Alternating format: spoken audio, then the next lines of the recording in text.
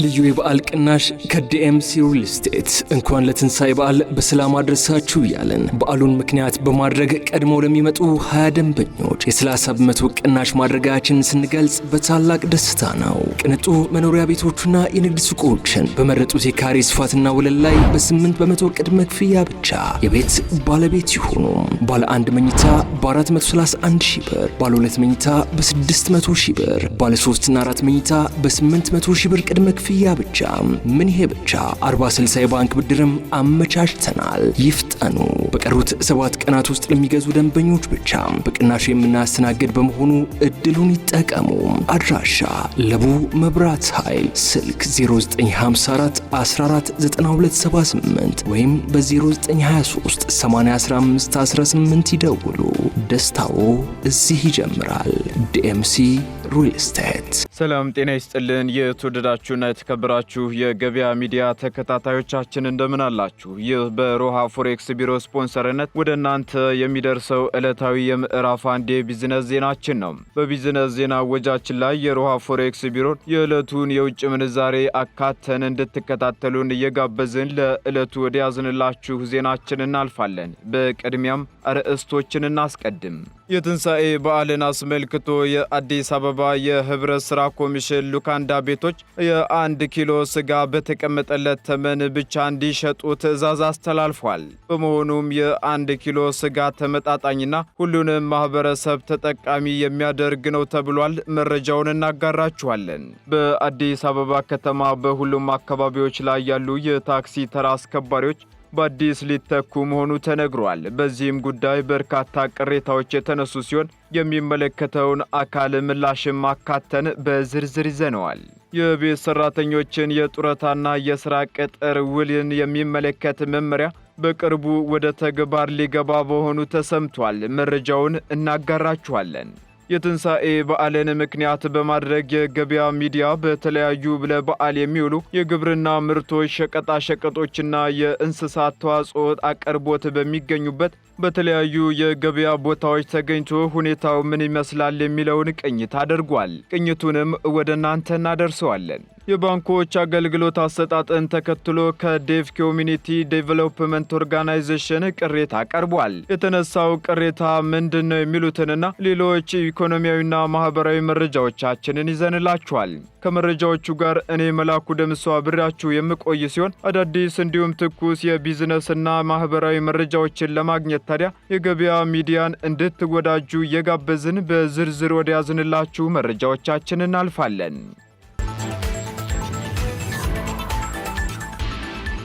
ህብረተሰቡ በበዓል ወቅት በሚስተዋል በሐሰተኛ የብር ኖት እንዳይታለል በግብይት ወቅት ተገቢውን ጥንቃቄ እንዲያደርግ የአዲስ አበባ ፖሊስ አሳሰበም። በበዓል ወቅት ላይ የሚፈጸሙ የተለያዩ የማጭበርበር ወንጀል ድርጊቶች ከወትሮው የሚጨምሩ በመሆናቸው ህብረተሰቡ ጥንቃቄ ሊያደርግ ይገባል ሲሉ የአዲስ አበባ ፖሊስ የህዝብ ግንኙነት ኃላፊ ኮማንደር ማርቆስ ታደሰ ተናግረዋል።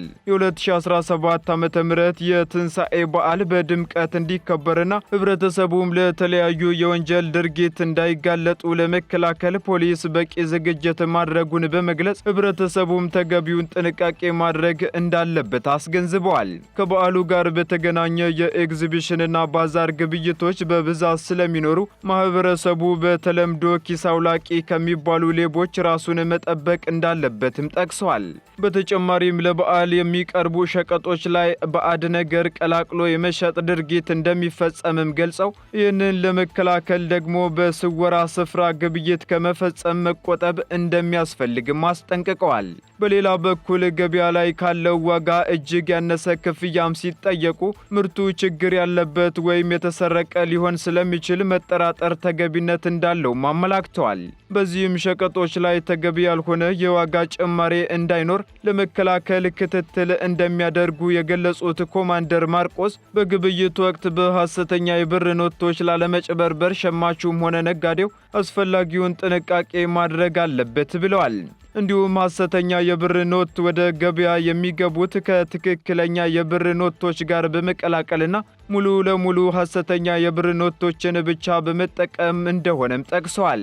እንዲሁም ደግሞ የእንስሳት ግብይት ሲደረግ የዲጂታል ክፍያ አማራጮችን መጠቀም የሚመረጥ መሆኑንም አክለዋል። በወንዞችና የወንዝ ዳርቻዎች ላይ ብክለት በፈጸሙ አካላት ከ85 ሚሊዮን ብር በላይ ቅጣት መጣሉ ተነገረም። የወንዞችንና የወንዞች ዳርቻ ብክለትን ለመከላከል በወጣው ደንብ ቁጥር 180/2017 መሠረት 2 ወር ባልሞላ ጊዜ ውስጥ የሕግ ጥሰትን ባደረሱ ድርጅቶችና ግለሰቦች ከ85 ሚሊዮን ብር በላይ ቅጣት መጣሉን የአዲስ አበባ ደንብ ማስከበር ባለሥልጣን አስታውቋል። ባለሥልጣን መስሪያ ቤቱ ከአካባቢ ጥበቃ ባለሥልጣንና ከውበት አረንጓዴ ልማት ቢሮ ጋር በመሆን ወንዞችንና የወንዝ ዳርቻ ብክለትን ለመከላከል የተሰራ ሲሆን በደንብ ቁጥር 180/2017 ዙሪያም ከ2 ሚሊዮን በላይ ለሚሆኑ የህብረተሰብ ክፍሎች ግንዛቤ መፍጠር መቻሉ ተመላክቷል። በመሆኑም የተፈጠረውን ግንዛቤ ተግባር ላይ በማያውሉ አካላት የተጠናከረ እርምጃ እየተወሰደና እንዲያስተካክሉ እንደሚያደርግም ዋና ስራ አስኪያጁ ሻለቃ ዘሪሁን ተፈራ ተናግረዋል። ባለሥልጣን መስሪያ ቤቱ ከወንዞችና ዳርቻዎች ባሻገር በከተማ የሚፈጸሙ የደንብ ጥሰቶችን ለመከላከል የተጠናከረ ስራን እየሰራ እንደሚገኝ በማንሳት በየጊዜው በሚደረግ ክትትልና ቁጥጥር አማካኝነት ከጊዜ ወደ ጊዜ የደንብ ጥሰቶች እየቀነሱ የመጡበት አግባብ ስለመኖሩ አብራርተዋል። በኢትዮጵያ የሚገኙ የግልም ሆነ የመንግስት ባንኮች አገልግሎት አሰጣጥ ሙሉ በሙሉ መስማት ለተሳናቸው ተደራሽ እንዳልሆነው ቅሬታ ቢያቀርቡም መፍትሄ አልተሰጠውም ሲል ዴፍ ኮሚኒቲ ዴቨሎፕመንት ኦርጋናይዜሽን አስታወቀም። የኦርጋናይዜሽኑ ስራ አስኪያጅ ጋዜጠኛና መምህር ናትናኤል ሸፈረው ለችግሩ መፍትሄ እንዲሰጡ የተለያዩ ባንኮች በደብዳቤ ጭምር ቢጠየቁም መፍትሄ እንዳልተገኘለት ገልጸው በተጨማሪም ባንኮች በቴሌቪዥን የሚያስተላልፉትን ማስታወቂያዎችንም ጭምር እንዲያስተረጉሙ ጠይቀዋል። በኢትዮጵያ ከ5 ሚሊዮን በላይ መስማት የተሳናቸው ዜጎች መኖራቸውን የጠቀሱት ስራ አስኪያጁ ሆኖም ግን ባንኮች የሚሰጡት አገልግሎት ሙሉ ለሙሉ መስማት ለተሳናቸው ተደራሽ አይደለም ብለዋል። በዚህም የባንክ ሕጎች፣ አዋጆችና መመሪያዎች መስማት የተሳናቸውን ያማከሉ ባለመሆናቸው በአገልግሎት አሰጣጡ ከፍተኛ ችግር እየፈጠሩ ነው ብለዋል። አካውንት ለመክፈትና ውል ለመዋዋል ጭምር ምልክት ቋንቋ አስተርጓሚ ገንዘብ ከፍለው ስለሚስተናገዱ ላላስፈላጊ ወጪም እየተዳረጉ ነው የተባለ ሲሆን ገንዘብ ወጪና ገቢ ለማድረግ ወረፋ እንዲጠብቁ ቢደረግም ተራቸው ደርሶ ስማቸው ሲጠራ መስማት ስለማይችሉ በተደጋጋሚ ተራቸው ያልፋቸዋል የተባለው። ቅድሚያ ስጡን ብለው ቢጠይቁም የእግር ጉዳት የለባችሁም፣ አዛውንትም አይደላችሁም፣ ነፍሰ ጡርም አይደላችሁም፣ እንደ ማንኛውም ተገልጋይ ወረፋ ጠብቁ በሚል ቅድሚያ እንደማይሰጣቸው ከራሳቸውና ከሌሎች ገጠመኝ በመነሳት ስራ አስኪያጁ አስረድተዋል። በተጨማሪም በቴሌቪዥን የሚተላለፉ ማስታወቂያዎች በምልክት ቋንቋ ባለመተርጎማቸው መስማት የተሳናቸው እንደ ሌሎች ደንበኞች ማወቅ ያለባቸውን መረጃ እያጡ እየተገለገሉ አለመሆኑንም ገልጸዋል።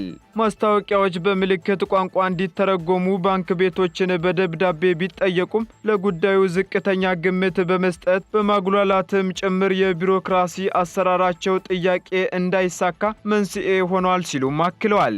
የተነሳውን ቅሬታ ተከትሎ ምላሽ የተጠየቀው የኢትዮጵያ ባንኮች ማህበር በጉዳዩ ላይ ቅሬታ የተነሳባቸው ባንኮች እንዲጠየቁ ገልጾ እኛ ኦፕሬሽኑን አንመራም፣ ኦፕሬሽኑን በግል ባንኩ ነው የሚመራው የሚል ምላሽ መስጠቱን የገበያ ምንጮች ዘግበዋል።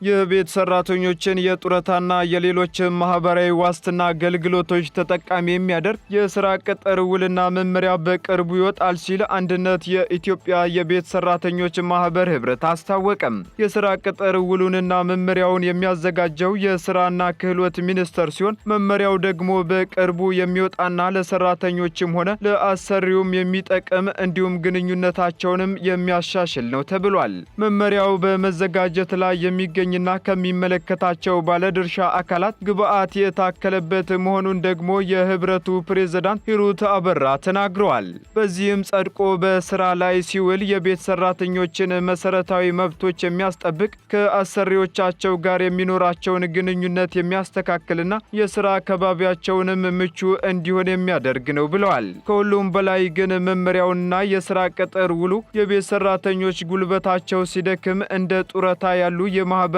ዋስትናና አገልግሎት እንዲያገኙ የሚያደርግ ነው በማለትም ገልጸዋል። እስካሁን የቤት ሰራተኞች የማህበራዊ ዋስትና አገልግሎት ተጠቃሚዎች ያልነበሩ ሲሆን በዚህ መመሪያ መሰረት ግን ማሟላት ያለባቸውን ቅድመ ሁኔታዎች በማሟላት የቤት ሰራተኞች እንደ ማንኛውም ሰራተኛ መብቶቻቸው ይከበርላቸዋል የተባለው ለአሰሪና ሰራተኛ መብትና ግዴታን ለይቶ ይሰጣል የተባለው ይህ መመሪያ ለሁለቱም ጠቃሚ የሆነ የቤት ሰራተኝነት ዘርፍ ሙያተኞችም መርጠው የሚገቡበት የስራ መደብ እንዲሆን የሚያደርግ መመሪያ መሆኑን የኢትዮጵያ የቤት ሰራተኞች ማህበር ህብረት ፕሬዝዳንቷ ሂሩት አበራ ተናግረዋል።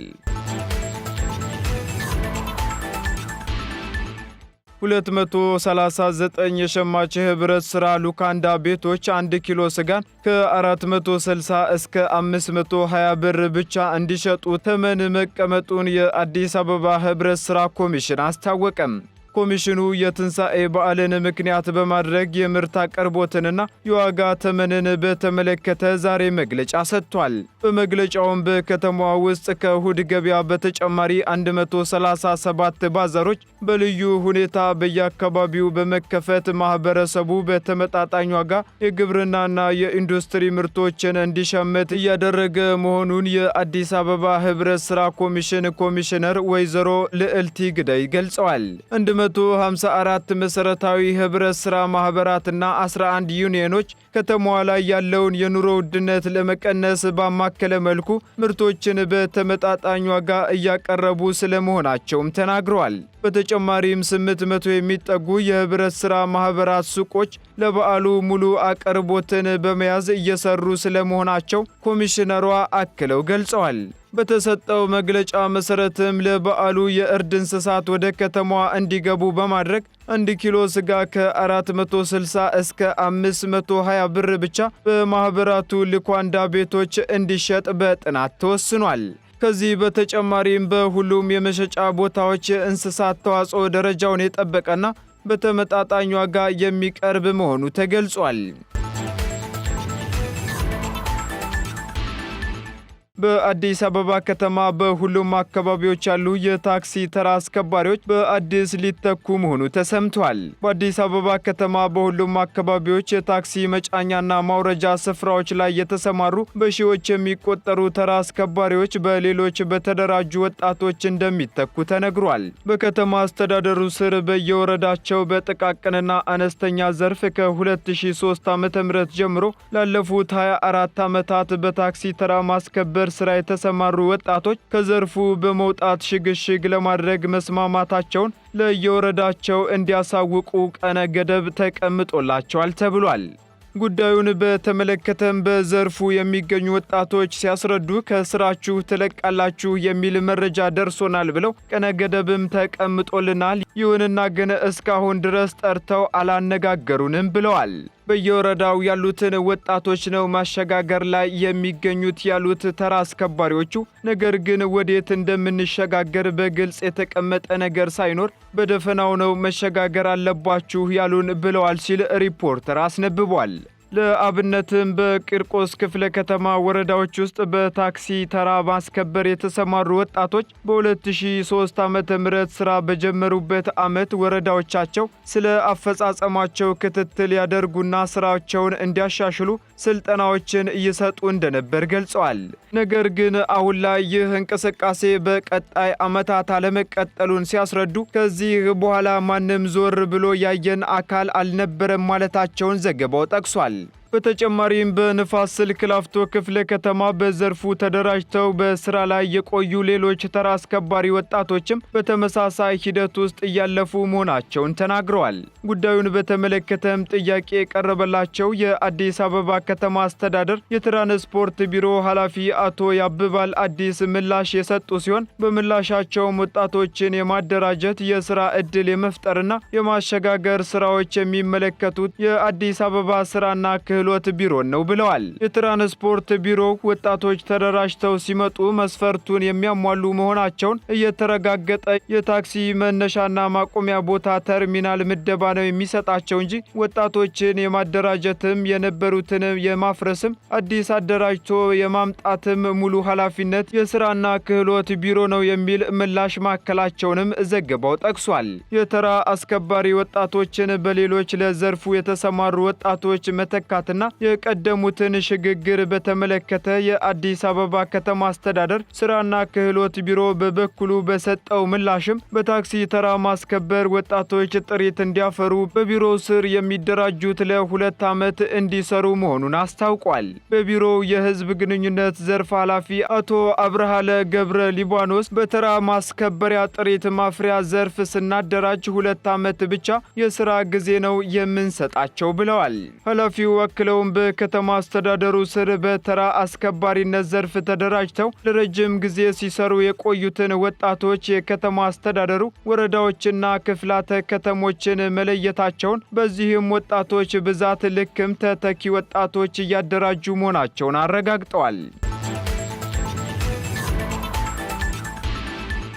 የአዲስ አበባ ንግድ ቢሮ ለትንሣኤ በዓል በቂ የምርት አቅርቦት በመፍጠርና ህገወጥ የንግድ እንቅስቃሴዎችንም በመቆጣጠር የተረጋጋ ገበያ እንዲኖር እየተሰራ መሆኑን አስታውቋል። በዚህም የከተማ አስተዳደሩ ለበዓል በቂ ምርት አቅርቦት አለ፣ እንዲሁም ህገወጥ የንግድ እንቅስቃሴዎችንም እየተቆጣጠርኩ ነው ማለቱን ተከትሎ የገበያ ሚዲያም በተለያዩ ለበዓል የሚውሉ የግብርና ምርቶች፣ ሸቀጣ ሸቀጦችና የእንስሳት ተዋጽኦ አቅርቦት በስፋት በሚገኙበት በተለያዩ የገበያ ቦታዎች ተገኝቶ ሁኔታው ምን ይመስላል የሚለውን ቅኝት አድርጓል። ያው ቅቤ ትንሽ በጋ ስለሆነ ትንሽ ወደድ አድርጓል እንጂ አለ።